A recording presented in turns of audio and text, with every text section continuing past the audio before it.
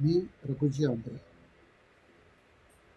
मराठा आरमार आणि त्या अनुषंगाने थोड्याशा गप्पा मारायसाठी आज आपण इथे भेटतोय.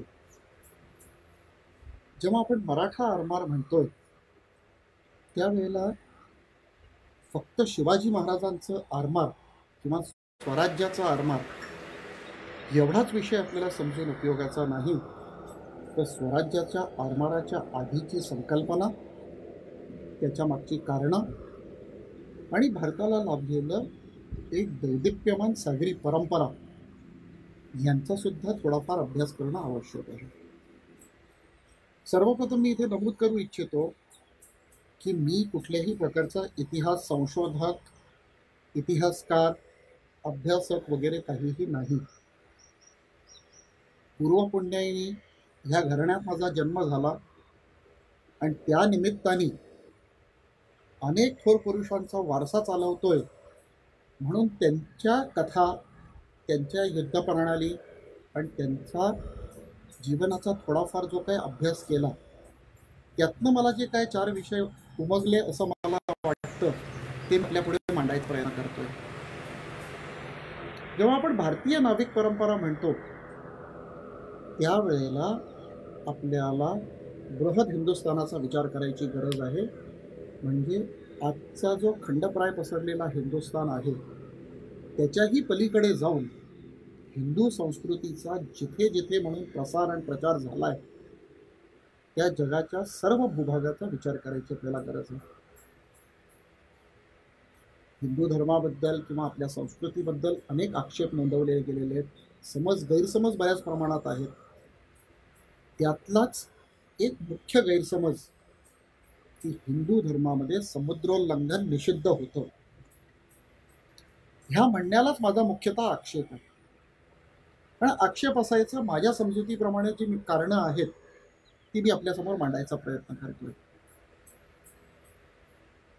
आपल्या विचार प्रणालीमध्ये, आपल्या धर्म मानसिकतेमध्ये आदर्श राजा किंवा आदर्श राज्य ही संकल्पना जर आपल्याला मांडायची झाली, ह्या संकल्पनेची व्याख्या जर सांगायची झाली तर आपण एका शब्दामध्ये ती व्याख्या देतो, ती म्हणजे रामराज्य असावं. प्रभू श्रीरामानी जसं राज्य केलं तसं राज्य असावं. मर्यादा पुरुषोत्तम रामाच्या मर्यादांमध्ये राहणारं जे राज्य होतं, जो कारभार होता तसा असावा. कृष्णानी त्यांच्या जीवनामध्ये नीतिमत्तेला काही वेळेला आपल्याला मुरड घातलेली दिसते किंवा त्या क्षणाला जे आवश्यक आहे ते केलेलं दिसतं. पण रामायणामध्ये ते आपल्याला दिसून येत नाही. अशा वेळेला जेव्हा माता सीतेचं हरण झालं होतं त्यावेळेला मर्यादा पुरुषोत्तम श्रीरामांनी समुद्रोल्लंघन करूनच लंकेवर आक्रमण केलेलं आहे आणि सीतामातांना सोडवलेलं आहे. धर्मशास्त्राप्रमाणे जर समुद्र निषिद्ध असतं तर मर्यादा पुरुषोत्तम रामांनी तरी हा पर्याय कधीही अवलंबला नसता. ह्यावरून सिद्ध होतं की आपल्या प्राचीन परंपरांमध्ये समुद्रोल्लंघन हे कधीही निषिद्ध नव्हतं. नंतरच्या कालखंडात जी काही वैचारिक जळमटं आली असतील किंवा काही स्थित्यंतरं आली असतील त्यामुळे मधला एक फेज आला होता ज्यात आपण समुद्रोल्लंघनाला निषिद्धप्राय गोष्ट समजू लागलो. त्यानंतर आपल्या आर्थिक आणि राजकीय क्षेत्रावर अवनती झालेली आपल्याला दिसून येते. मग ही जी भारतीय संस्कृती किंवा परंपरा आपण म्हणतो ती कधीपासून मोजायची? आधुनिक कालखंडामध्ये मोजणी करायची झाली तर आज 2020 साल सुरू आहे. तर म्हणजे आपल्याला काय 2020 वर्षांचीच परंपरा आहे का? तर भारतीय परंपरा, भारतीय संस्कृती आणि ही आपण सिंधू संस्कृतीपासून जरी मोजायची म्हटली किंवा आधीच्या आमच्या पुराण काळांपासून मोजायची म्हटली तर काही हजार वर्षांची समृद्ध परंपरा असलेला आमचा देश आहे. मग त्याची मोजणी आम्ही मध्ययुगीन इतिहास किंवा मुघलांचा इतिहास एवढ्यापुरतीच का करावी? आमचा इतिहास प्रगल्भ आहे, संपन्न आहे आणि सुसंस्कृत इतिहास आहे. तर आम्ही आमच्या इतिहासाच्या सुवर्णाक्षरांची उजळणी का करू नये? भारतावर आक्रमणं झाली, खैबरीतून आक्रमणं झाली तर आक्रमणाचा आणि आक्रमणकर्त्यांचा इतिहास सांभाळण्यापेक्षा, आणखीन जतन करण्यापेक्षा त्याही पलीकडे जाऊन आम्ही विश्वव्यापकतेच्या दृष्टीने, विश्वबंधुत्वाच्या दृष्टीने आणखीन ज्या ज्या क्षेत्रात गेलो त्या त्या क्षेत्रामध्ये सांस्कृतिक क्षेत्रात दिलेल्या योगदानाबद्दल हिंदू संस्कृतीचा आणि आमच्या परंपरांचा अभ्यास केला तर ते जास्त समर्पक राहील. मग भारतीय संस्कृती म्हटली किंवा सिंधू संस्कृती म्हटली तर कुठपर्यंत म्हणायची किंवा त्याचा भौगोलिक विस्तार किती म्हणावा. तर ठोकळ मानाने जरी त्याचा विचार करायचा झाला तरी मी सांगू इच्छितो की भारताच्या पश्चिम किनारपट्टीवरून जर आपण निघालो तर थेट आफ्रिकेपर्यंत, तर भारताच्या पूर्व किनारपट्टीवरून निघालो तर बाली, जावा, सुमात्रा, इंडोनेशिया ते थेट अगदी व्हिएतनामपर्यंत आपल्याला आपल्या संस्कृतीचे काही धागेदोरे सापडतात. आणि ते धागेदोरे सापडतात म्हणजे एक कोणीतरी व्यापारी गेला, युएनसँग आला, आणखीन त्यांनी काही चायनीज भाषेमध्ये प्रवास वर्णनं लिहिली, तितकेच धागेदोरे सापडतात का? तर नाही. हिंदू संस्कृती आणि हिंदू नौदलाचे उत्तम प्रकारचे संस्कृती संवर्धक असे पुरावे आज सुद्धा उपलब्ध आहेत. आपण पश्चिमेकडे जर गेलो तर बॅबिलॉन म्हणून एक संस्कृती होती आणि बॅबिलॉनची जी समुद्र देवता आहे, आपण जसं हिंदुस्थानामध्ये समुद्र देवता वरुण मानतो तसं त्यांची तिथली देवता आहे, तिचं नाव आहे उर. या उरच्या देवतेचं जे मंदिर आहे, बॅबिलॉनच्या देवतेचं जे मंदिर आहे ते बर्मा टीकनी बनलेलं आहे. आज जरी ब्रह्मदेशाची फाळणी झालेली असली तरी कोणे एकेकाळी ब्रह्मदेश हा भारताचाच एक घटक होता, भारताचाच एक भाग होता. ब्रिटिशांनी ती फाळणी केली आहे आणि बॅबिलॉनच्या समुद्र देवतेचं जे मंदिर आहे ते भारतीय सागानी बनलेलं आहे. आता हा साग खुशकीच्या मार्गाने जाऊ शकत होता का? हा साग बॅबिलॉनपर्यंत पोहोचायसाठी आमची जहाजं आवश्यक होती. बरं, ते जहाज कुठेतरी किनाऱ्याने थोडंसं अडखळत चालणारं असं छोटंसं होडकं होतं का? तर नाही.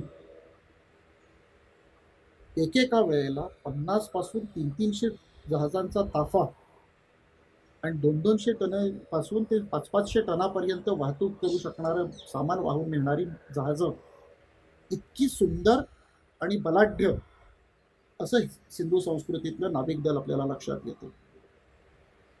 आणि त्याचं उदाहरणच बघायचं झालं तर अहमदाबादच्या जवळ लोथल म्हणून एक ठिकाण आहे. इसवी सन पूर्वकालीन ड्राय डॉक म्हणजे गोदी ही आपल्याला लोथलमध्ये दिसते. ज्या देशामध्ये असं म्हटलं जातं की एक गाडी बनत नव्हती किंवा ज्या देशाच्या संस्कृतीबद्दल युरोपियन्सनी त्यांना सोयीस्कर असं लिहून ठेवलेलं आहे, त्या देशामध्ये आजपासून 2000 वर्षापूर्वी ड्रायडॉक टेक्नॉलॉजी होती. ह्यावरून आपल्याला लक्षात येईल की नाविक शास्त्रामध्ये आम्ही किती प्रगतीपथावर होतो.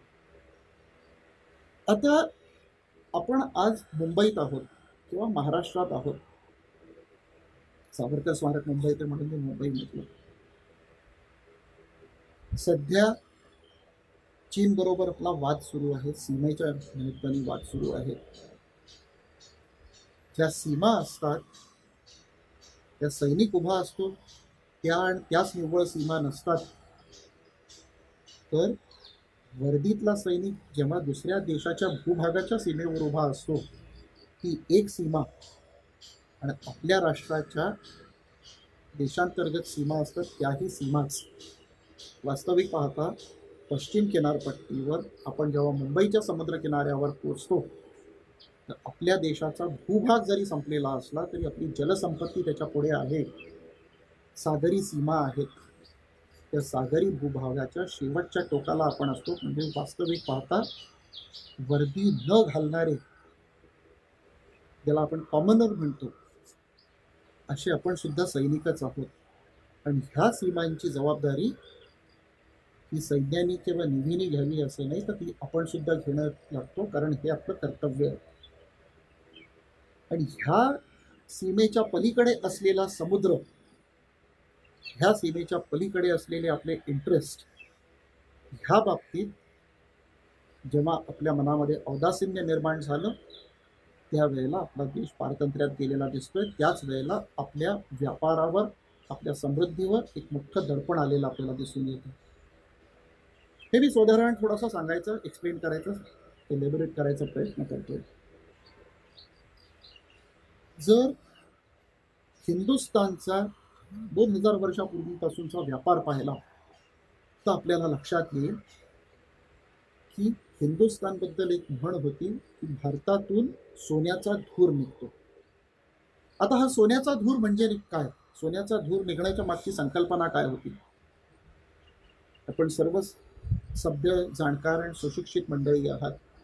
सोनं हे काही ज्वलनशील नाही, मग त्यातनं धूर निघतो कसा?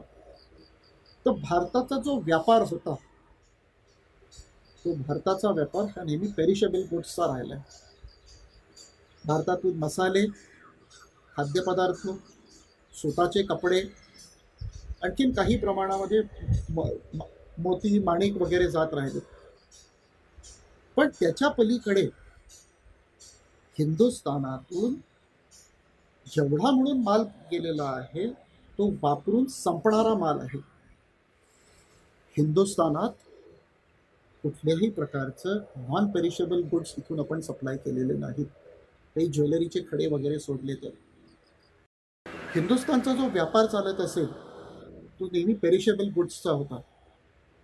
आणि त्याच्या बदल्यामध्ये युरोपकडून, इटलीकडून, रोममधून हे पूर्णतः आपण चांदी, सोनं, बसऱ्यामधून मोती, तांब ह्या स्वरूपामध्ये नॉन पेरिशेबल गुड्स आपण घेत होतो.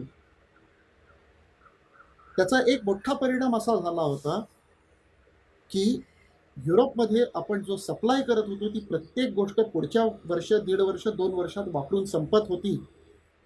आणि युरोपकडून आपण घेत असलेलं चांदी किंवा सोनं हे त्याचं फक्त स्वरूप बदलत होतं. सोनं नाण्याच्या स्वरूपात, विटेच्या स्वरूपात येतं, त्याचे दागिने घडवले जातात, भांडी घडवली जातात, त्याचा वापरकर्ता बदलला, वापर बदलला, तरी सोन्यामध्ये घट नव्हता, सोनं तेवढंच राहत होतं. म्हणून हिंदुस्थानचा व्यापार हा नेहमी फायद्याचा व्यापार होता आणि युरोपचा व्यापार हा नेहमी तुटीचा व्यापार होता. त्यामुळे युरोपमध्ये म्हटलं जात असे की हिंदुस्थानातून सोन्याचा धूर निघतोय, कारण तिथल्या जुन्या लेखकांनी लिहून ठेवले की कशा प्रकारे हिंदुस्थानमध्ये सोन्याचा ओघ मोठ्या प्रमाणात जातोय. कारण युरोपला तल्लम कापडाची सवय लागली होती, धाक्याच्या, मसाल्यांची, चवीची सवय लागलेली होती, विलायचीची सवय लागलेली होती, आणि त्यामुळे त्यांचा मोठ्या प्रकारचा कमर्शियल ड्रेन तिथून होत असलेला आपल्याला आढळतो. ह्याच्यावर हक्क कोणाचा होता? तर ह्याच्यावर पूर्णतः भारतीय व्यापारी हक्क. शूरपारक म्हणजे सोपारा, महिकावती म्हणजे माहीम, त्यानंतर ठाणा, दाभोळ, चौल ह्या सर्व ठिकाणहून मोठी मोठी जहाजं भरून पश्चिम किनारपट्टीवरून निघत असत आणि ती युरोपशी आणि आफ्रिकेशी व्यापार करून हिंदुस्थानात परतलीत. हे सिद्ध करतं की हिंदुस्थानचा समुद्री व्यापार हा उत्तम प्रकारे चालत होता. आता समुद्री व्यापाराच्या शिवाय नाविक परंपरा असते ती 2 प्रकारची, एक सागरी सत्ता म्हणून आणि एक सागरी व्यापार म्हणून. व्यापारामध्ये त्या त्या राष्ट्राची सत्ता असते, त्या त्या राष्ट्राची स्वायत्तता असते आणि जाणाऱ्या व्यापाऱ्याचा हा राईट असतो. आणि ह्याच्या पलीकडे एक असते सागरी सत्ता.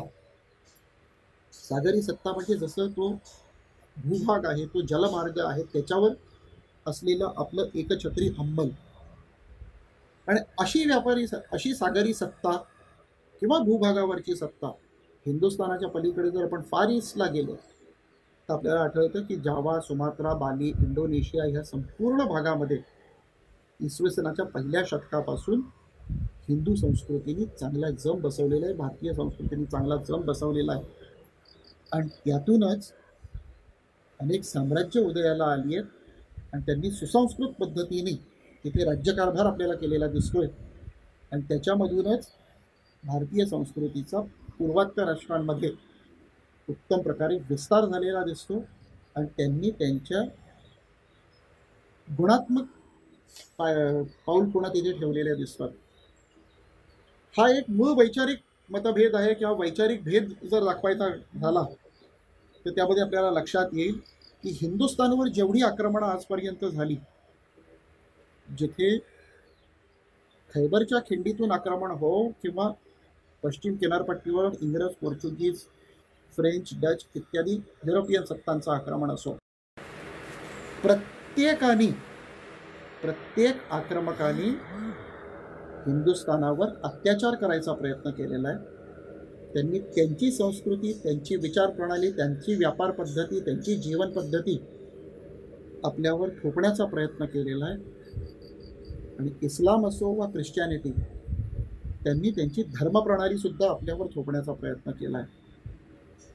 पण ह्याच्याच विरुद्ध जाऊन भारतीय संस्कृती आजवर जिथे कुठे गेलेली आहे तिथे खऱ्या अर्थाने दुधातल्या साखरेसारखी राहिलेली आपल्याला दिसून येते.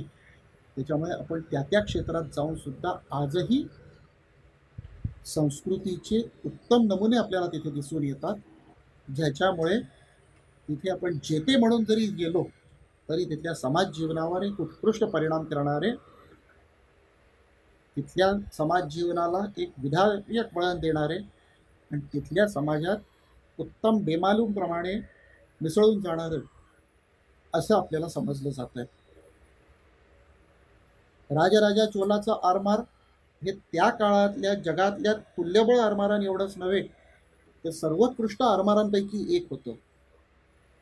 इथून पूर्वेकडे जेवढी राष्ट्र आहेत त्याच्यामध्ये आपल्याला लक्षात येईल की हा सगळा जो साम्राज्य विस्तार झालाय हा आरमाराच्या जोरावर झालाय. आपल्याला स्थापत्यशास्त्रातली जरी काही उदाहरणं सांगायची झाली तरी आपल्याला आश्चर्य वाटेल. आपल्यापैकी बरेच जण आपल्या देशांतर्गत भागांमध्ये फिरतच असतात. कधीही कोणी कोणार्कला जर गेलं तर कोणार्कच्या सूर्यमंदिराच्या मागच्या बाजूला भिंतीवर एक मोठं शिल्प आहे. त्या शिल्पामध्ये एका राजाची मिरवणूक दाखवलेली आहे. राजाची मोठी मिरवणूक आहे. विविध प्रकारचे सैनिक, विविध प्रकारचे व्यापारी, ज्वेलरी घातलेल्या बायका, अशी मोठी मिरवणूक तिथे दिसते आहे. आणि त्या मिरवणुकीतलं एक मजेशीर किंवा अभ्यास करण्यासारखी गोष्ट म्हणजे त्या मिरवणुकीमध्ये एक लांब मानेचा प्राणी दिसतो. लांब मानेचा प्राणी म्हटल्यावर साहजिकच सर्वांच्या मनात येऊ शकतं की हा लांब मानेचा प्राणी म्हणजे उंट असेल, परंतु तो उंट नाही. शारीरिक ठेवण नीट पाहिली आणि त्या प्राण्याच्या डोक्यावरची शिंग पाहिली तर आपल्याला लक्षात येतं की हा लांब मानेचा प्राणी म्हणजे जिराफ आहे. आज 1500 वर्षापूर्वी जिराफ माहिती असायसाठी, एका स्थापत्यशास्त्रज्ञाला जिराफ माहिती असायसाठी, एका कलाकाराला, त्या दगडावर काम करणाऱ्या व्यक्तीला जिराफ माहिती असायसाठी त्यांनी जिराफ प्रत्यक्षात पाहणं आवश्यक होतं. कारण त्या दिवसांमध्ये आजच्यासारखं TV वगैरे, इंटरनेट या सगळ्या सुविधा उपलब्ध नव्हत्या. याचा अर्थ बोटीतून कधीतरी जिराफ ह्या टोकाला आलेला आहे, तो त्या राजाला भेट केला गेला असणार, त्यामुळे तिथे आपल्याला मिरवणुकीत जिराफ दिसतोय. तर ह्या ज्या काही अशा गोष्टी आहेत ज्याच्यामुळे भारतीय संस्कृती आणि भारतीय परंपरा यांचा जगभरातल्या जीवन पद्धतीवर भरपूर परिणाम झालेला आपल्याला दिसतो. आणि हा संपूर्ण परिणाम जो आहे हा तलवारीच्या जोरावर न होता एक अतिशय सकारात्मक परिणाम होता, ज्याचे तरण पुढच्या अनेक पिढ्यांमध्ये, अनेक वर्षांपर्यंत आपल्याला जागतिक राजकारणात, समाज जीवनात, आणखीन आर्थिक क्षेत्रामध्ये घडलेले आढळून येतात. आता नंतरच्या कालखंडात काय झालं? साधारण श्रीविजयाचं साम्राज्य किंवा हा आपला सुवर्णम काळ आपण म्हणू शकतो. पण नंतरच्या कालखंडात काय झालं? आपण सर्व इतिहास बालपणापासून शिकतो. आपण इतिहास तोच शिकतो जो जेत्यांनी आपल्यावर लादलाय किंवा जो इतिहासकार आपल्याला शिकवू इच्छितो. तो थोडासा उघड विचार केला, जर चौकस बुद्धीने विचार केला आणि आपल्याच मनाला जो प्रश्न विचारला तर लहानपणापासून आपण जे शिकत आलोय, वास्को द गामाने भारताचा शोध लावला. वास्को द गामा आला आपल्याकडे 14व्या शतकात. 1498 मध्ये वास्को द गामा हिंदुस्थानात आलेला आहे. 15व्या शतकात वास्को द गामा आपल्यापर्यंत पोहोचलाय. पूर्व 2000 वर्षापासूनच्या आपल्या परंपरा लिखित स्वरूपात आज आपल्याकडे उपलब्ध आहेत. आणि अशा वेळेला आपणच आपल्या तोंडाने म्हणतो की वास्को द गामानी हिंदुस्थानचा शोध लावला. युरोपियन व्यापाऱ्यांना किंवा पोर्चुगीज लोकांना, तत्कालीन युरोपियन व्यापाऱ्यांना हिंदुस्थानचा राजमार्ग उपलब्ध नव्हता. मधला आजचा जो मध्य पूर्वेतला भाग आहे तो अतिशय दुर्गम होता, कारण तिथले जे टोळीवाले होते ते लूटपाट करणाऱ्यांपैकी होते. त्यामुळे त्यांना सुरक्षित समुद्री मार्ग उपलब्ध नव्हता. त्यामुळे खैबर खिंडीतून ते येऊ शकत नव्हते. अशा वेळेला युरोपियन लोकांना हिंदुस्थानपर्यंत पोहोचण्यासाठी एका राजमार्गाची आवश्यकता होती. तो राजमार्ग शोधण्याची तिथे चढाओढ सुरू होती आणि त्या चढाओढीत वास्को द गामा जिंकलेला आहे. म्हणजे वास्को द गामाला मार्ग सापडलाय, हिंदुस्थान सापडलाय. हिंदुस्थान तर चिरंतन काळापासून तिथेच होता. आता वास्को द गामा हिंदुस्थान शोधत शोधत आला म्हणजे तो स्वतःहून पोचलाय का? तर नाही. वास्को द गामा ज्या वेळेला आफ्रिकेत होता त्यावेळेला कोचीनचा एक व्यापारी त्याला तिथे भेटलाय. तो सुमारे 100 जहाजांचा ताफा घेऊन आफ्रिकेला व्यापार करायसाठी गेलेला होता. आणि वास्को द गामाने जेव्हा केप ऑफ गुड होपला वळसा घालून वर आल्यावर त्या व्यापाऱ्याला विचारलं की तू कुठला आहेस? त्यांनी इंडिया म्हटलं, हिंदुस्थान सांगितल्यावर वास्को द गामाने त्याला विचारलं की तू मला मार्ग दाखवशील का? तर त्या ताफ्याबरोबर तो आलेला आहे.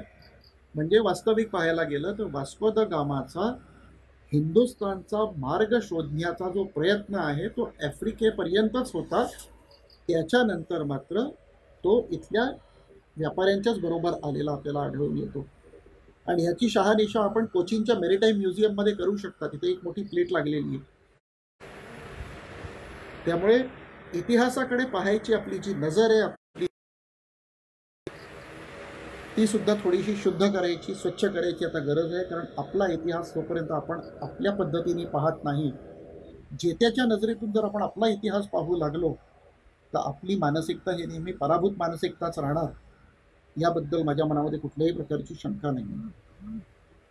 आता 1498 मध्ये जेव्हा वास्को द गामा इथे आला तेव्हा जसे बाळाचे पाय पाळण्यात दिसतात तशातला तो प्रकार होता. हिंदू संस्कृती ही नेहमी वसुदैव कुटुंबकम मानणारी, आणि ह्या वसुदैव कुटुंबकम मानणाऱ्या संस्कृतीतल्या कॅलिकटच्या राजा सामोद्री, ज्याला आता आपण सगळे जामोरिन म्हणून ओळखतो, हे सुद्धा एक थोडासा मत परिवर्तन आहे.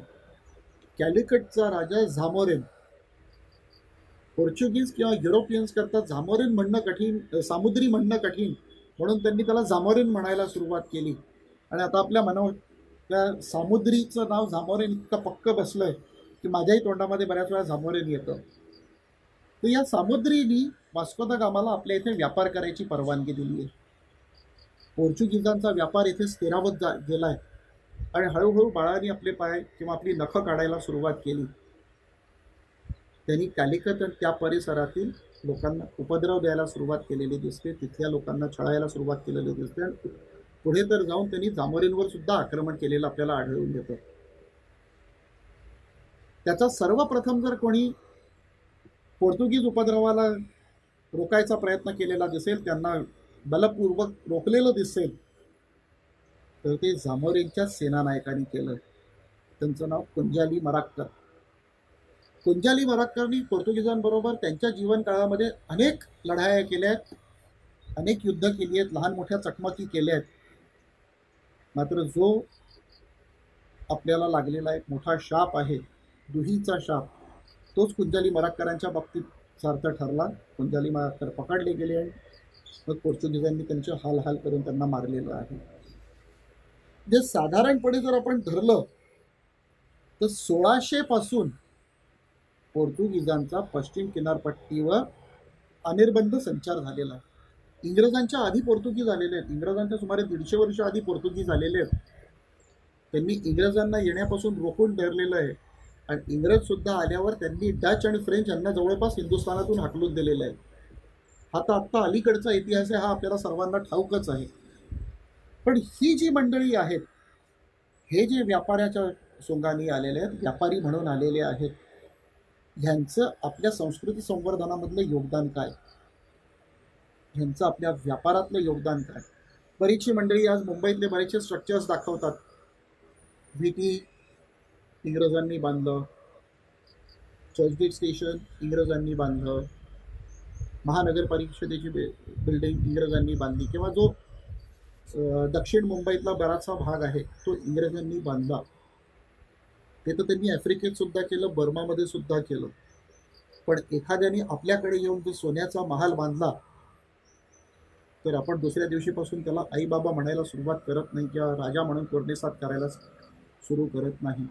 तो जे त्याच्या मानसिकतेतून आलेला असतो, तर आपण त्याचा विचार करणं नक्कीच आवश्यक आहे.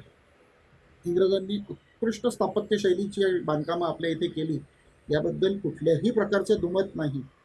मात्र ते करण्यामागचा त्यांचा अंतस्थ हेतू काय होता हे आपल्याला मला सर्वांना चांगल्या रीतीने ठाऊक आहे. आता इंग्रज इथे स्थिरावलेले आहेत, पोर्चुगीजांचं 150 वर्षापासूनही इथे अस्तित्व आहे. त्यावेळेला हिंदुस्थानातले एकदेशीय सत्ता काय करत होत्या?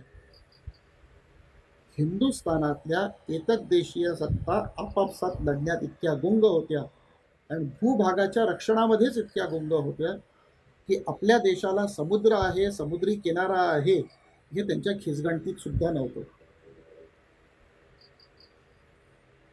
आपल्याला आश्चर्य वाटेल, औरंगजेबाच्या कुटुंबाला जरी मक्केच्या यात्रेला जायचं असलं तरी मलबारी चाच्यांच्या रक्षणापासून, मलबारी चाच्यांच्या उपद्रवापासून रक्षण व्हावं म्हणून पोर्चुगीजांना आणि सिद्धीच्या काही लोकांना पैसे दिल्याचे आपल्याला इतिहासात दाखले आढळतात. म्हणजे एवढी मोठी मुघल सत्ता, पण तिला सुद्धा आरमार असावं, समुद्री भूभागावर अंमल बसवावा असं कधी वाटलं नाही. आणि ह्या स्वत्वाची जाणीव आपल्याला जर कोणी करून दिली असेल तर छत्रपती शिवाजी महाराजांनी. मी गर्वाने सांगतो की आमच्या स्वत्वाची जाणीव जर आम्हाला कोणी करून दिली तर ती छत्रपती शिवाजी महाराजांनी. कारण त्यांनी आम्हाला निव्वळ आमचा भूभागच नाही तर आकाश आणि जलभाग सुद्धा आमचं ही जाणीव करून दिली. आम्ही तो प्रकारच पूर्ण विसरलेलो होतो. आम्ही आमच्या कर्मकांडात एवढे गुंतलेले होतो की त्या भूभागाची आम्हाला ओळखच नव्हती, त्या जलभागाची आम्हाला ओळखच नव्हती. छत्रपती शिवाजी महाराजांनी 1658च्या सुमाराला उत्तर कोकण जिंकलंय. कल्याण, भिवंडी, दुर्गाडी वगैरेचा सगळा भाग शिवाजी महाराजांनी आदिलशाहीकडून जिंकून घेतलाय. आणि त्यानंतर त्यांनी जर कसला संकल्प सोडला असेल तर तो दक्षिण कोकण जिंकायचा नाही, तर तो समुद्राला पालाण घालायचा, दर्याला पालाण घालायचा, म्हणजे आरमाराची स्थापना करायचा. हा एक मोठा क्रांतिकारी निर्णय होता. आणि अशी क्रांतिकारी निर्णय घेण्यासाठी व्यक्ती दूरदर्शी असावं लागतं आणि धाडसी असावं लागतं.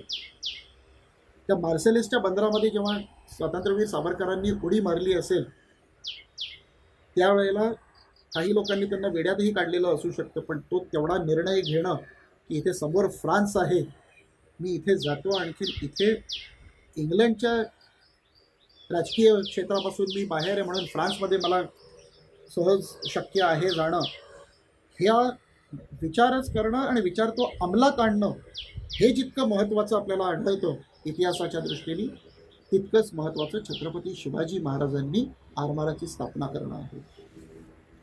त्या कालखंडामध्ये परिस्थिती काय होती? आपण निव्वळ महाराष्ट्रापुरता जरी विचार केला तरी वसईपासून वेंगुर्ल्यापर्यंत जर महाराष्ट्राची सीमा धरली आजच्या भौगोलिक भूभागाप्रमाणे, वसईमध्ये पोर्चुगीज होते, मुंबईमध्ये इंग्रज होते, रेवदंड्यामध्ये पोर्चुगीज होते, चौलमध्ये पोर्तुगीज होते, जंजिऱ्यामध्ये सिद्धी होता, खाली वाडीकर सावंत होते, कुडाळकर भोसले होते, वेंगुर्ल्यामध्ये डचांची वखार होती आणि खाली लगेच गोव्यामध्ये पोर्तुगीज होते. म्हणजे वास्तविक पाहता किनारपट्टीवर आणि समुद्रात दोन्हीकडे स्वराज्याचं नामनिशाण अस्तित्वात नव्हतं. अशा वेळेला एवढा मोठा धाडसी निर्णय छत्रपती शिवाजी महाराजांनी घेतलेला आपल्याला आढळतो. छत्रपती शिवाजी महाराजांनी कल्याण आणि पेण दोन्ही ठिकाणी ज्या वेळेला बोटी बांधायला सुरू केल्या आहेत त्यावेळेला आपल्याला लक्षात येईल मुघल किंवा आदिलशाही दरबारामध्ये खळबळ माजलेली नाही. खरी वळवळ सुरू झाली ब्रिटिश आणि पोर्तुगीजांकडे. कारण त्यांना आरमाराचं, समुद्राचं, जलमार्गाचं महत्त्व माहिती होतं आणि शिवाजी महाराज किंवा मराठा नौदल पश्चिम किनारपट्टीवर जर पाण्यात उतरलं तर त्याचा धोका काय आहे हे या सागरी सत्ता चांगल्या रीतीने ओळखून होत्या. त्यातूनच मॅन्युअल डिकॅस्ट्रो म्हणून जो माणूस छत्रपती शिवाजी महाराजांकरता आरमार बांधत होता, त्या पोर्चुगीजाला तिथल्या वसई धर्म प्रांताच्या धर्मगुरूंनी निरोप पाठवला की शिवाजी राजाला मदत करणं हे आपल्या धर्माच्या विरुद्ध आहे. हे आरमार उद्या इंग्रज किंवा पोर्चुगीजांसाठी वापरलं जाईल, तर तू निघून ये. आणि तो माणूस ती सोडून गेलेला आपल्याला आढळतो. शिवाजी महाराजांनी नंतरच्या कालखंडात ते आरमार आपले देशीय कामगार सुतार वगैरे घेऊन पूर्ण करून घेतलेलं आहे. आणखीन बसरूरची पहिली सागरी मोहीम शिवाजी महाराजांनी आखली आहे. बसरूर हा एक प्रकारे ट्रायल रन होता. या आरमाराचं पाणी जोखण्याचं आणखीन इंग्रज, पोर्चुगीज, डच आणि सर्व युरोपियन सत्ता यांना एक प्रकारे अनाऊन्स करायचं की ह्यापुढे सागरी किनारा हा तुम्हाला अंदन देण्यासाठी नाही आहे, इथे देशीय सत्ता आलेली आहे. बसरूरच्या लढाईनंतर शिवाजी महाराजांना दुर्दैवाने जास्त आयुष्य लाभलेलं दिसत नाही. शिवाजी महाराजांच्या नंतरचा जो 9 वर्षाचा कालखंड आहे तो संभाजी महाराजांचा. संभाजी महाराजांच्या कालखंडामध्ये आपल्याला जंजिऱ्याची लढाई दिसून येते. जंजिरा जवळपास जिंकल्यात जमा होता, मात्र दुर्दैवाने औरंगजेबाचं सैन्य उतरल्यामुळे संभाजी महाराजांना जंजिरा जिंकता आलेला नाही. आता आपण म्हणाल शिवाजी महाराजांचा कालखंड संपला, संभाजी महाराजांचा कालखंड संपला, तेव्हा मराठा आरमाराचा सुवर्ण काळ होता कधी? कारण नंतर तर किनारपट्टीवर एकदम धामधुमीचा काळ होता. राजाराम महाराजांचा जो कालखंड होता तो वास्तविक पाहता धामधुमीचा होता. पण त्याच कालखंडामध्ये तारा राणींकडे एक कोरसौदा तरुण केलेला आहे आणि त्यांनी त्याच्या मित्राकडून बातमी दिली आहे की सुवर्णदुर्गाचा किल्लेदार अचलोजी मोहिते हा सिद्धीला फितूर झालेला आहे आणि सिद्धीला सुवर्णदुर्ग सोपला जाणार आहे. राणी सरकार, सुवर्णदुर्ग मी ताब्यात घेतलाय, अचलोजीला दंडाबेड्या घातल्यात, आता काय करू? ह्या वेळेला आपल्याला त्या तरुणाची निर्णय क्षमता दिसते. सुवर्णदुर्ग आहे हरणाईच्या जवळ, रत्नागिरीच्या दापोलीच्या जवळ. तिथला एक कोरसौदा तरुण तिथल्या किल्लेदाराला ताब्यात घेतो, 2 मित्रांना कोल्हापूरला तारा राणींकडे पाठवतो आणि पन्हाळ्यावर निरोप देतो की किल्लेदाराला मी ऑलरेडी ताब्यात घेतलाय, त्याला कैदखान्यात टाकलेला आहे, आता मी काय करू? त्या स्वामीभक्त तरुणाचं नाव होतं सरखेल कान्होजी आंग्रे. त्या तरुणाने किल्लेदाराला तर दंडाबेड्या घातल्याच, पण एक स्वराज्याचा बलिष्ठ दुर्ग सिद्धीच्या हातात जाण्यापासून वाचवलाय. तारा राणींनाही त्यावेळेला ज्ञात होतं की पश्चिम किनारपट्टीवर आपल्याकडे ह्या क्षणाला आरमाराला योग्य न्याय देऊ शकेल असा दुसरा कोणी माणूस नाही आणि एवढा धडाकेबाज निर्णय घेणारा दुसरा कोणी मिळणंही शक्य नाही. त्यांनी त्या मुलाला निरोप पाठवलाय, किल्ला तुम्ही ताब्यात घेतलाय, तुम्हीच लढवा, आजपासून तुम्ही मराठा नौसेनेचे ध्वजवृंदाधिकारी. ज्याला आज मॉडर्न टर्मिनॉलॉजीमध्ये आपण फ्लॅग ऑफिसर कमांड म्हणू, असे समतुल्य ती पदवी होती. आणि तारा राणींच्या सेवेत हजर झालेला हा मुलगा पुढची 50 वर्ष पश्चिम किनारपट्टी इंग्रज आणि पोर्चुगीजांपासून मुक्त ठेवणार होता आणि स्वराज्याच्या सर्व शत्रूंना सळोखी पळून करून सोडणार होता. स्वराज्याच्या आरमारामध्ये किंवा भारतीय नौदलाच्या सेवेमध्ये लिहिण्यासारखा अध्याय सुरू झालेला होता, तो म्हणजे कान्होजी आंग्र्यांचा अध्याय. कान्होजी आंग्र्यांच्या कालखंडामध्ये आपल्याला लक्षात येतं की इंग्रज आणि पोर्चुगीजांनी अनेक प्रकारचे हल्ले केलेत.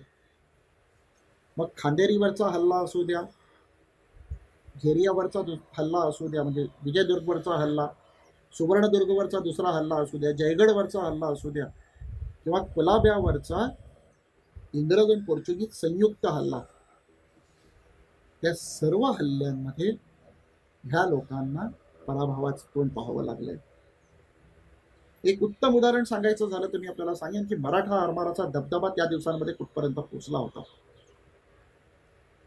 ईस्ट इंडिया कंपनीचा गव्हर्नर चार्ल्स बून ह्यांनी एक उत्तम आरमार बांधून घेतलं होतं, जे खांदेरीवर आक्रमण करायसाठी सज्ज होत होतं. अशा वेळेला मराठ्यांना त्यांचं अस्तित्व दाखवायचं होतं. कान्होजी आंग्र्यांना त्यांनी काही खलिते पाठवले, तर त्या चार्ल्स बूनला कान्होजी आंग्र्यांनी मराठा काय असतो, मराठा आरमार काय असतं याची थोडीशी झलक दाखवायचं ठरवलं. पेनच्या खाडीतून मराठा आरमार बाहेर निघालं आणि मुंबईच्या बंदरात येऊन उभं राहिलं. आज मुंबई येत असेल इथे 6-7 बंदरं होती, बेटं होती वेगळी वेगळी.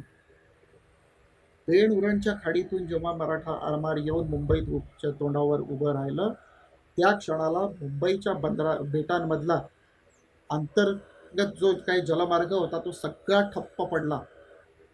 आणि बून साहेबांना त्याच दिवशी लक्षात आलं की मराठ्यांचं अस्तित्व जर ह्या ठिकाणी आलं तर मुंबई बंदराचा गळा आवळायला वेळ लागत नाही. मग आता करणार काय? अशा वेळेला बून साहेबांनी मुंबईतल्याच धनिकांना, मुंबईतल्याच व्यापाऱ्यांना सर्वांच्याकडून पैसे गोळा केलेले आहेत आणि मुंबईला कोट बांधायला सुरुवात केली आहे. त्याच्यामुळे काही लोकांना मुंबईमध्ये पडकोटीये म्हणतात, म्हणजे कोटाच्या पलीकडे राहणारे. मुंबईला तटबंदी बांधली गेली, मुंबईला कोट बांधला गेला, मुंबईला विविध किल्ले बांधले गेलेत आणि त्या तटबंदीचे जे दरवाजे होते ते आज आपण चर्चगेट, बाजार गेट इत्यादी नावांनी ओळखतो. आज सुद्धा आपल्याला काही अवशेष पाहायचे असतील तर CST रेल्वे स्टेशनच्या जवळ सेंट जॉर्ज हॉस्पिटल आहे. त्या सेंट जॉर्ज हॉस्पिटल आणि डीमेलो रोड ह्या रस्त्यावर जर आपण चालायला लागलो तर डीमेलो रोडचा जो बस स्टॉप आहे त्याच्या मागच्या बाजूला आपल्याला दिसेल की जी तटबंदी आहे, भिंत आहे, तिला बंदुकीच्या मारगिरी करायच्या गंज्या आहेत. तो सेंट जॉर्जचा किल्ला आहे, त्याची ती तटबंदी आहे. तर मराठ्यांचा दरारा इतका प्रचंड होता की मराठा बोटी आल्या निव्वळ ह्याच भावनेमध्ये मुंबई बंदरातलं दळणवळण सगळं थांबून गेलेलं होतं. इंग्रज तेवढ्यावर गप्प बसणाऱ्यापैकी नव्हते. इंग्रजांनी घेरियावर हल्ला केला, विजयदुर्गवर हल्ला केला. तिथं मराठा आरमाराचं सर्वात मोठं शक्ती केंद्र होतं. मराठा आरमाराच्या शक्ती केंद्रावर हल्ला करताना इंग्रजांनी 10 वेळा विचार केला होता. त्यांनी फ्राम म्हणून एक मशीन बनवलं, जे तोफगोळे डागायसाठी होतं. त्याच्याशिवाय मोठ्या फ्रिगेट्स, गॅल्वेट्स, गॅलीज आणि प्रचंड प्रमाणात तोफखाना घेऊन इंग्रज तिथे गेलेले आहेत. इंग्रजांच्या दुर्दैवाची गोष्ट किंवा इंग्रजांच्या सुदैवाची गोष्ट, स्वतः कान्होजी आंग्रे किल्ल्यात नव्हते सुद्धा. किल्ल्याचा किल्लेदार होता रुद्राजी अनंत. रुद्राजी अनंतनी तो किल्ला लढवलाय. आणि आश्चर्याची गोष्ट, इंग्रजांचा जगातला सर्वोत्कृष्ट तोफखाना बाळगणारे इंग्रज, उत्कृष्ट दारुगोळा ठेवणारे इंग्रज मराठ्यांच्या गोफणगुंड्याच्या माराने हरलेले दिसतात. मराठ्यांच्या छोट्या छोट्या जहाजांनी त्यांना हरवलंय आणि विजयदुर्गाच्या पटांगणामध्ये इंग्रजांचा सपशेल पराभव झालेला आपल्याला दिसतो. ते वाघोटांची खाडी आज साक्षीदार आहे मराठ्यांच्या दुर्दम्य पराक्रमाची, दुर्दम्य इच्छाशक्तीची. ज्या कालखंडामध्ये 350 आणि 500 टनाची ब्रिटिश जहाजं असायची, त्या टनामध्ये 150 टनाच्या गुराबांनी इंग्रजांचा पराभव आपल्याला केलेला दिसतो. हे एकच गोष्ट सिद्ध करते की हातामध्ये शस्त्र कुठलं आहे त्याच्यापेक्षा शस्त्र चालवणारा हात आणि त्या हाताला चालवणारा मन हे युद्धाचा निर्णय राखू किंवा बदलू शकतात. ही सर्वात महत्त्वाची गोष्ट आहे. मराठे त्या बाबतीत स्वयंपूर्ण होते.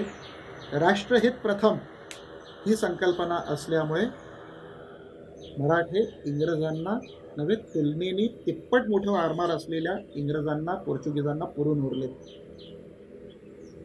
आपल्याला दुसरी एक महत्त्वाची गोष्ट आत्ता सांगतोय. इंग्रज किंवा पोर्चुगीज, सिद्धी, ह्या ज्या तिन्ही जमाती आहेत ह्यांचा समुद्राशी, पाण्याशी किंवा दर्यावर्दी असण्याशी मोठा संबंध आहे. इंग्लंड हे एक दर्यावर्दी राष्ट्र म्हणून ओळखलं जातं. स्पेन दर्यावर्दी राष्ट्र ओळखलं जातं. पोर्चुगल हे दर्यावर्दी राष्ट्र म्हणून ओळखलं जातं. जंजिऱ्याचे सिद्धी म्हणजे हे ॲबिसिनियन्स, हप्साण्यातून आलेले लोक, खरे गुलाम म्हणून आले आणि शेवटी इथे राजे झाले, ही सुद्धा दर्यावर्दी जमात. आणि ह्याच्या पलीकडे छत्रपती शिवाजी महाराजांचं जे आरमार होतं किंवा आंग्र्यांचं जे आरमार होतं ते मराठा आरमार. ते मराठा आरमारात मराठा हे नावापुरतं होतं. हे 18 पागड जातींमधलं आरमार होतं. बेस्ट ऑफ द बेस्ट हे प्रत्येक व्यक्तिविशेषाचं जे काही चांगले गुण असतील ते घेऊन बनलेलं आरमार असल्यामुळे हे आरमार जगातल्या सर्वोत्तम दर्यावर्दी शक्तींना पुरून उरलेलं आपल्याला दिसतंय. एक छोटंसं उदाहरण सांगतो. हिंदुस्थानी आरमार, मराठा आरमार हे ब्राऊन वॉटर नेव्ही होतं, कारण ते किल्ल्याच्या संगतीने लढू शकायचं, किल्ल्याच्या आधाराने लढू शकायचं. कारण मराठा बोटी ज्या असायच्या त्या पसरट असायच्या. ब्रिटिश किंवा पोर्चुगीज बोटी या आंतरखंडीय प्रवास करून येत असल्यामुळे त्यांची नाल खूप खोल असायची. सर्वात मोठ्या ज्या तोफा असायच्या त्या ब्रॉडसाईटवर असायच्या, म्हणजे जहाजाच्या लांबीवर सर्वात मोठ्या तोफा असायच्या. त्यामुळे उत्तम प्रकारचा दारुगोळा असलेल्या उत्तम ओतीव तोफा या ब्रिटिश किंवा पोर्तुगीजांकडे असायच्या. आणि त्याच्या बदल्यात मराठ्यांकडे काय असायचं, 1 किंवा 2 शेडाची गलबतं, छोटी छोट्या बोटी, संगमेऱ्या, फतेमाऱ्या. फतेमाऱ्या म्हणजे इंग्रजांच्या फ्रेगेटची समतुल्य. अशी तुलनेने सगळी लहान जहाजं. आणि ही लहान जहाजं ही पसरट तळाची असायची. का पसरट तळाची असायची? कारण साधारणपणे सागरी किनाऱ्यावर ती जहाजं असायची. किनारपट्टीपासून 12 मैलापर्यंत ती चालायची. आणि आरमारामध्ये चपळता असावी, पटकन ओढून घेता यावी म्हणून खाडीच्या मुखातून वर जाण्यालायक, उथळ पाण्यातून चालण्यालायक अशी ती जहाजं असायची. आता ही अशा प्रकारची जहाजं असल्यामुळे इंग्रज आणि मराठे किंवा युरोपियन्स आणि मराठे यांच्यामधला एक मूलभूत फरक हा असायचा की युरोपियन्स जेव्हा आक्रमण करायचे, मुंबईवरून निघून सुवर्णदुर्गला येईपर्यंत किंवा गोव्यावरून निघून विजयदुर्ग किंवा कुलाब्यापर्यंत येईपर्यंत दुपार झालेली असायची. इंग्रजांचा तोफांचा मारा फार प्रचंड असायचा. आणि किल्ल्यावरच्या तोफा या फ्लॅट सरफेसवर असल्यामुळे, स्थिर भूभागावर असल्यामुळे त्यांची रेंज जास्त असते. आणि ती रेंज जास्त असल्यावर जर इंग्रजांना मोठ्या जहाजावरच्या मोठ्या तोफा वापरायच्या झाल्या तर जहाजाची ब्रॉडसाईड समोर आणावी लागायची. तर ब्रॉडसाईड जेव्हा समोर आणतात तेव्हा जहाजावरच्या तोफा प्रवाहाबरोबर अशा हालत असतात, त्यामुळे त्यांची मार्गिरी करणं कठीण असतं. आणि किल्ल्यावरची तोफ असते ती स्थिर असते, ती या जहाजावर भडीमार करू शकते. अशा वेळेला मराठा नौदल हे या किल्ल्याच्या तोफगोळ्यांच्या माऱ्याच्या कक्षेत राहून इंग्रजांवर आक्रमण करताना आपल्याला आढळतं. ही मराठा गनिमी कावा होता, युद्धनीती होती. आता हे करत असताना सूर्य जेव्हा एकदा मध्यान्ही डोक्यावर आला की समुद्राच्या पाण्याची ग्लेअर येते, रिफ्लेक्शन येतं आणि त्याच्यामुळे डोळे दिपतात. कान्होजी आंग्रेंनी ह्याच कारणासाठी जहाजावर काम करायसाठी आपल्याला आगरी माणसं निवडलेली दिसतात. जातीविशेष म्हणून नाही तर व्यवसाय विशेष म्हणून. आता ही आगरी मंडळी काय करायची? ही किनारपट्टीच्या भागामध्ये मिठागरं लावायचं काम करणारी जमात. त्यामुळे त्यांना जेनेटिकली मॉडिफाईड बॉडी असायची. त्यांच्या पायाला मिठाच्या कॉन्सन्ट्रेटेड पाण्याची सवय असायची. हातामध्ये ते काम करताना त्या पाण्याची सवय असायची.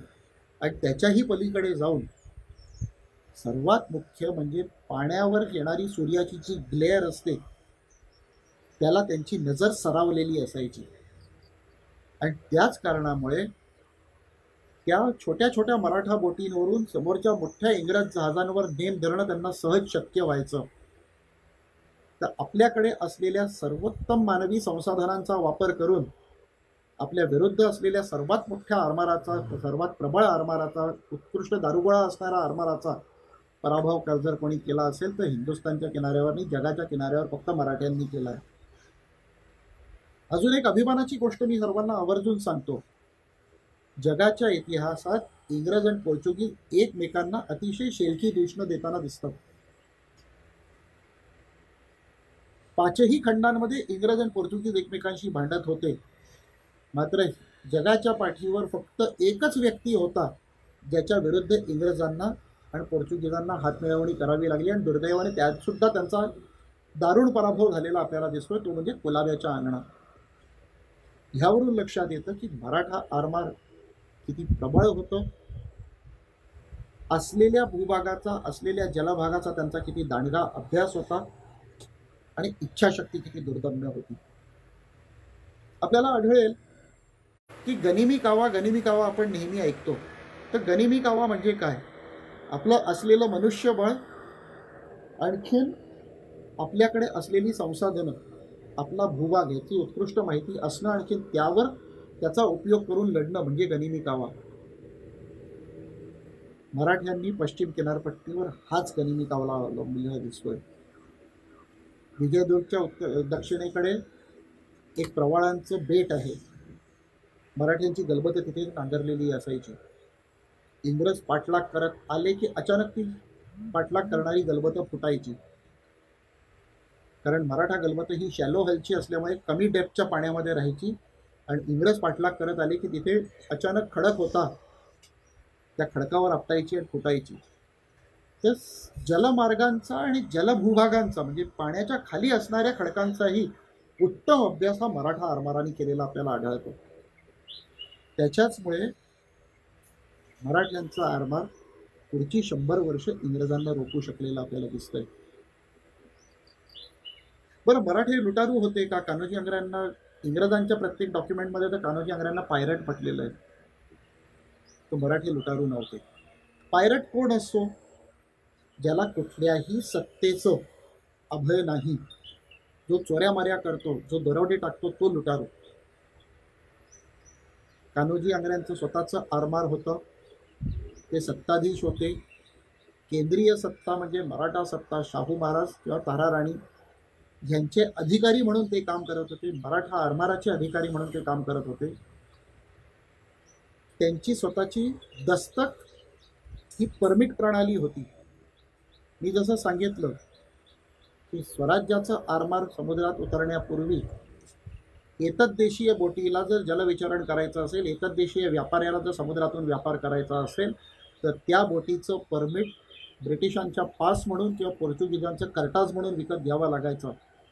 कान्होजी आंग्रेंच्या कालखंडात ते थांबवलं गेलं आहे, आणि स्वराज्याचं दस्तक हे इंग्रज आणि पोर्चुगीज दोघांनाही घ्यावं लागलेलं आपल्याला दिसतंय. म्हणजे स्वराज्याच्या पाण्यावरचाही स्वामित्व हक्क मान्य करावा लागलेला आहे. त्यामुळे एतद्देशीय सत्ता आणि ती सुद्धा राजमान्य सत्ता, अशा रीतीने आपण मराठा आरमाराकडे पाहिलं पाहिजे. आपल्या सर्वांच्या दुर्दैवाची गोष्ट म्हणजे आपल्या आरमाराचा पराभव आपल्याच काही लोकांच्या फितुरीमुळे झालेला दिसतो. विजयदुर्गच्या खाडीमध्ये नानासाहेब पेशवे आणि इंग्रज यांच्या संयुक्त लढाईमध्ये तुळाजींचा पराभव झाला आहे. मराठा आरमार जळून खाक झालाय. पश्चिम किनारपट्टीवरचा मराठ्यांचा दबदबा ज्या दिवशी संपला, त्या दिवशी मुंबई बंदर, गोवा बंदर सर्वांसाठी मोकळं झालंय. देशाचं पारतंत्र्य प्लासीच्या लढाईने आलेलं नाहीये. प्लासीच्या लढाईच्या बरोबर 1 वर्ष आधी 14 फेब्रुवारीला विजयदुर्गची लढाई झाली आहे. विजयदुर्गाच्या किल्ल्यातून इंग्रजांना 2 कोटीची लूट मिळाली आहे, आणि प्लासीच्या लढाईचा इंग्रजांचा खर्च 1 कोटी रुपये होता. ज्याच्यावरूनच आपल्याला लक्षात येतं की फरक काय पडलाय. प्लासीच्या लढाईमुळे ब्रिटिशांना ओरिसाचे जमीनदारी राईट्स मिळालेत, म्हणजे रेव्हेन्यू राईट्स मिळालेत. आणि विजयदुर्ग पडल्यानंतर पश्चिम किनारपट्टीचे ॲडमिनिस्ट्रेटिव्ह राईट्स इंग्रजांना मिळालेत. म्हणजे इंग्रज हे पूर्णतः राज्यकर्ते झालेले आपल्याला आढळून येतात. त्यामुळे धोका हा समजणं आणि त्या दृष्टीने पावलं टाकणं किती महत्त्वाचं आहे हे आपल्याला लक्षात येईल. आता एकच मराठ्यांच्या भीम पराक्रमाचं उदाहरण सांगतो आणि थांबतो. मागे काही अंदमानमध्ये सुनामीच्या वेळेला सर्वे केले गेले, त्यावेळेला लक्षात आलं की तिथली जी काही नावं आहेत, तिथे जारवा आहेत, वेगळे वेगळे आदिवासी आहेत, तर तिथली काही जी नावं आहेत ती तिथल्या लोकल बाकीच्या लोकांच्या नावाशी मिळती जुळती नाहीत. मग हे काय असावं, काय असावं म्हणून ज्या वेळेला संशोधन केलं गेलं त्यावेळेला ती नावं नाईक, देसाई, पासलकर, जेधे यांच्याशी मिळती जुळती कोकणातली नावं निघाली. आज सुद्धा अंगावर शहारा येतो हे उदाहरण सांगताना. कान्होजी आंग्र्यांनी जहाजामध्ये भरून काही लोकांना सांगितलं की तुम्ही जरा तिकडे जा जिकडून ही गोरी मंडळी येतात. आपल्या नायकाचा आदेश मानून ती काही मंडळी तिकडे गेली. पुढची 250 वर्ष आता झाली आहेत, आता ती मंडळी तिकडेच राहिली आणि ती इतकी तिकडे राहिली, इतकी समरस झाली की ती मंडळी आज आदिवासी वाटू लागावी. तुमच्या आमच्यातली मंडळी आज आदिवासी वाटावी. इंडियन नेव्हीमधले आपले काही ऑफिसर्स होते, महाराष्ट्रीयन होते, त्यांनी त्याचं संशोधन केलं. त्यावेळेला लक्षात आलं की तिथं महाराष्ट्रीयन मंडळी आहेत आणि त्याचा शोध घेतला, मागोवा घेतला, अभ्यास केला. त्यावेळेला लक्षात आलं की ही मंडळी अंदमानमध्ये जाऊन राहिली फक्त आपल्या सेनानायकाचा आदेश मानण्यासाठी. कारण पूर्वीच्या बर्मापासून ते श्रीलंकेपर्यंतचा जर आपण नकाशा पाहिला तर इंग्रजांची जहाजं जाण्या येण्याचं जे चॅनल आहे ते सगळे अंदमानच्या समोरून जातात आणि ही मंडळी अंदमानमध्ये तळ ठोकून होती. मराठी उगाच इथून तिथे गेलेले नाही आहेत, तर ते या राष्ट्राच्या रक्षणासाठी गेलेले आहेत, या राष्ट्राला देण्यासाठी गेलेले आहेत. घेणं तर कधी आलंच नाही. राष्ट्राय स्वाहा इदम नममा हे म्हटलं तर समर्पक ठरेल. मला वाटतं सावरकर स्मारकाच्या पेजवरनं आज मला बोलायला मिळालं आणि अंदमान आणि सावरकर ह्या दोन गोष्टी जशा वेगळ्या केल्या जाऊ शकत नाहीत, त्याचप्रमाणे अंदमान आणि मराठ्यांचे योगदान हे सुद्धा वेगळं केलं जाऊ शकत नाही. त्याच सर्व पुण्यात्म्यांचं, ज्ञात अज्ञात वीरांचं आपण स्मरण करूया आणि थांबूया. भारत माता की जय.